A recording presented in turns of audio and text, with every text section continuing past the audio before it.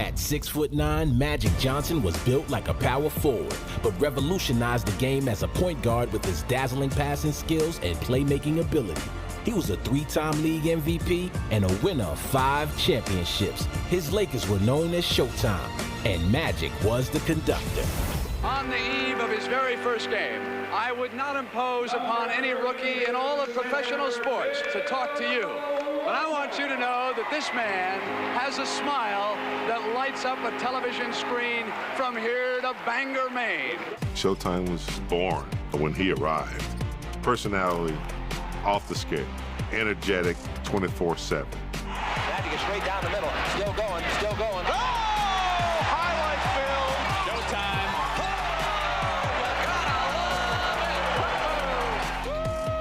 How did he see him?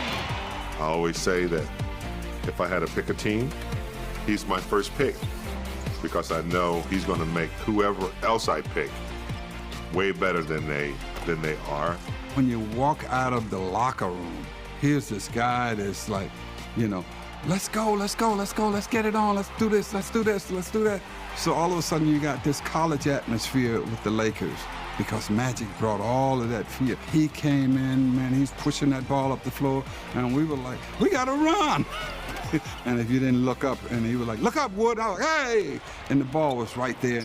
When I went to the Great Western Forum, then watching Magic come down and do his thing, you know, and orchestrate his team and make them understand this way, this we gonna run this. And, I mean, I was in awe, you know, and Don Nelson, he had called a timeout and had to take me out the game because he's like, I hope you're not in awe and watching him and not really playing.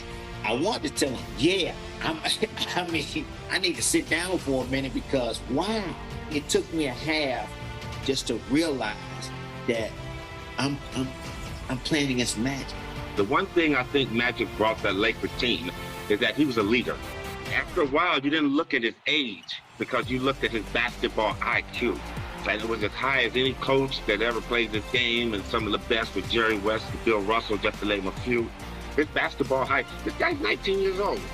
So we knew he was special, and it was going to be a lot of fun. And boy, it was almost like going on a Beatles tour or a Rolling Stones tour. It was a tour, man. It was a ride, and we all enjoyed it. Remember one time coming into the huddle, and I played against Magic a number of times, and Dennis Johnson always defended Irving and walked up to me and goes, man, is that guy strong or what?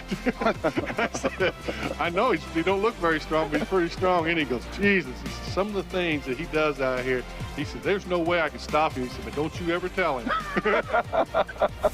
Magic Johnson changed so much about the NBA, starting with his position. Oscar Robertson had been a big point guard before him, but not a supersized point guard at 6'9".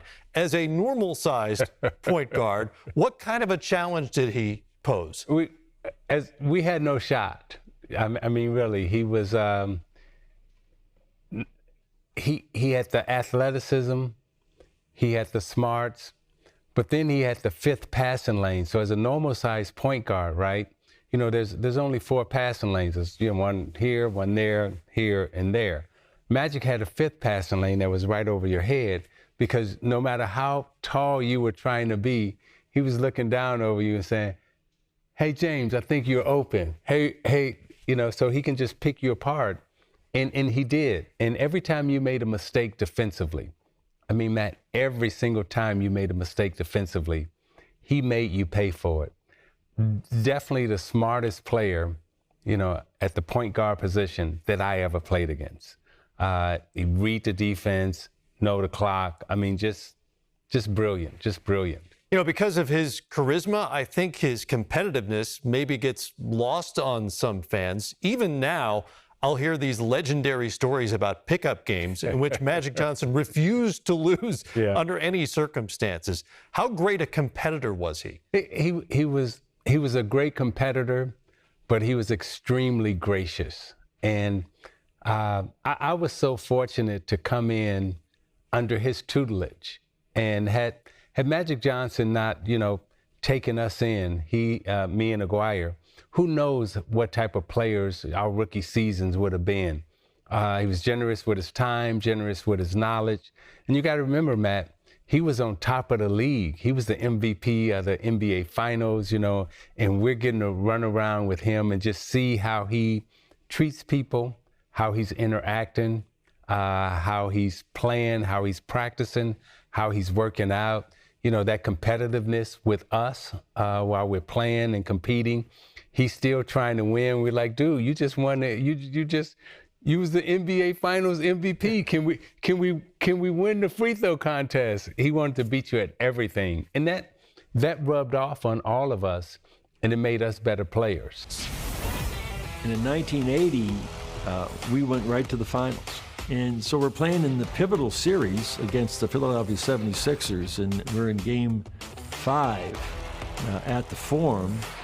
And in the third quarter, Kareem Abdul-Jabbar sprains his ankle, severely sprains his ankle, and has to be sort of not carried off the court, but really helped off the court to get to the locker room. You see Magic, and you can see concern in his face. And so we went on to play that third quarter, and then when Kareem came back onto the court in the fourth quarter, it was Magic and Kareem that teamed up for the winning basket to win Game 5. Lob to Kareem in behind.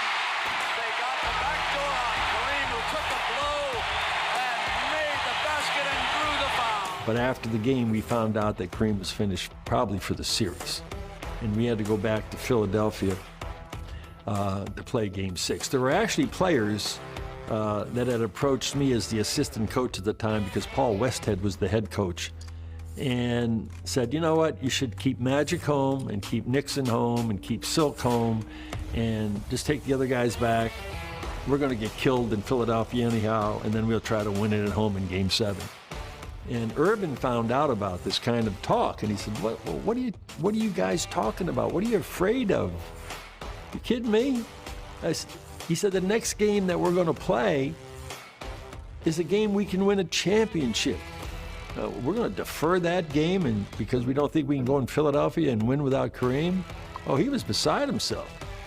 And I remember everybody getting on the plane and going back to Philly and then going to a walkthrough, our final walkthrough before we played Game 6. And Paul Westhead put him at the center spot. And I remember when we got on the plane to go back to Philadelphia, Kareem used to sit in first class in seat 1A. That was his seat. Nobody else ever sat in seat 1A. It was an aisle seat. Gave him more leg room. And as soon as Urban got on the plane, he sat right in 1A. He said, you guys don't think we can win without Kareem? Well, I'm going to take his spot. I'm going to sit in 1A. And then when we lined up for the center jump in Game 6, Magic went in and jumped center against Caldwell Jones. A young man by the name of Magic Johnson is going to start at center. Then after that game, 42 points, and 15 rebounds across the masthead of the Los Angeles Times, it simply said, it's Magic.